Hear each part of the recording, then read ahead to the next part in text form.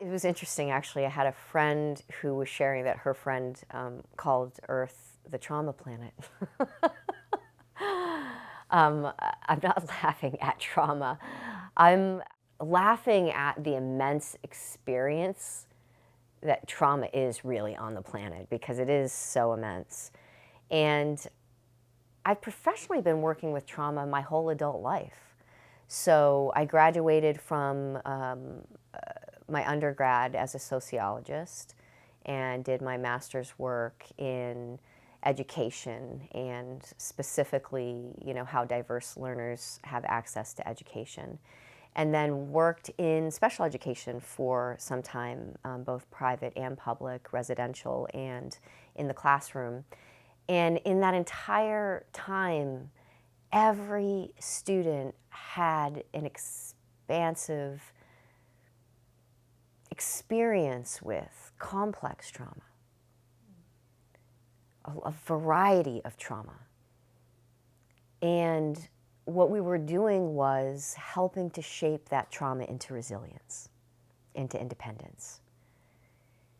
And then when I taught in public school, sociology, psychology, the social sciences, I noticed that as I was co-creating with students, as we were having conversations, as we were dissecting the social world, the mental emotional world, individual and group world, local and global, and trying to figure out, what it is that is humanity in this planet that we live on.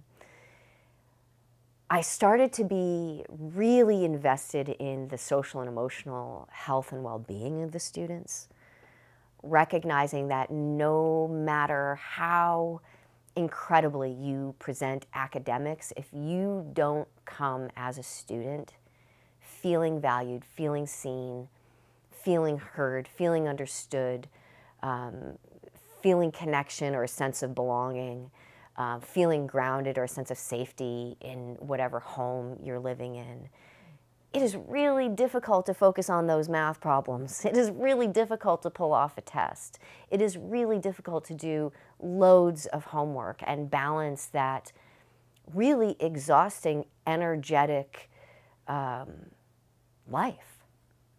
It's just as much of what they're experiencing as any textbook or assignment that they're being given, or any athletic event that they're attending or participating in. They were yearning for it.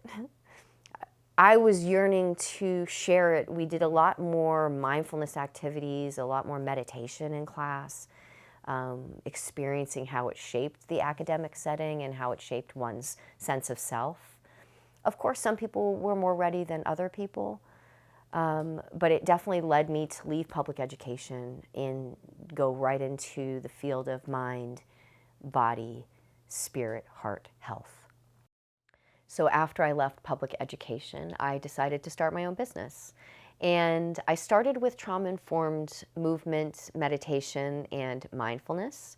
And so I was teaching trauma-informed yoga and other somatic movement. I was helping people develop meditation skills and mindfulness practices.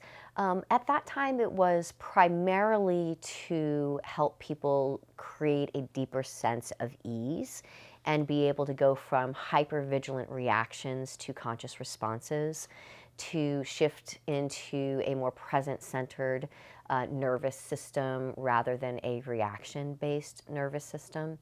And so a lot of it was on health and well-being, but over time what I started to notice was that there was an immense spiritual aspect that was starting to enter and expand in my practice.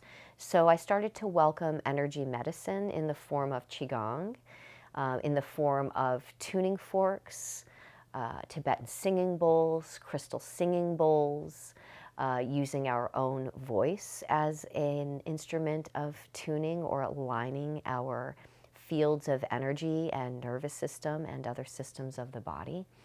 And then as I was diving deeply into the energy medicine, I started to receive more images in what I can now call the holographic field. They can be black and white, colorful 3D images in action or in stillness, as well as receiving auditory messages, sensational messages, so an understanding, felt message. I was tapping into my ability to be a channel for the wisdom that we all have access to. Some people might go get that in a church. Some people might go to a special tree. Some people might go meditate with folks. Some people might have their own practice. There's all sorts of ways to receive the wisdom. It was just clear that there was something bigger than the thinking mind that was starting to direct me into higher forms of being. And what I mean by that is more loving forms of being towards myself and others. And when I started to receive those messages more clearly, especially while I was in session with clients, I decided to do deeper studies into channeling. I had already been studying mediumship and psychic abilities, but the channeling was different, deeper and more expansive for me. So I then did some studies in channeling, and then last year decided to announce myself as a channel. That was probably about after 5 or 6 years of already channeling consciously. So messages were coming in. I was figuring out, what is all of this? I was really allowing it and practicing it with it, helping it guide the offerings in session. And yeah, it was really exciting as much as it was overwhelming. And still lots to learn about it. And that's where I am in this moment, is expanding my relationship with the channeling, both conscious and trance, to be able to integrate also all of the other trauma-based skills and therapeutic modalities, including, mindfulness-based dialogue. What are the patterns that are unfolding right now in the moment in my relationships with myself, with my partner, at my job, with my family, whatever it is, and how do I actually want to feel? So we allow ourselves to get in a state of loving conscious awareness, and in order to do this, all we do is we allow our channel, right, our body vessel, to become more clear. How each person does that is unique to them. One modality will be more in alignment with someone than another person, and that's the joy of discovery.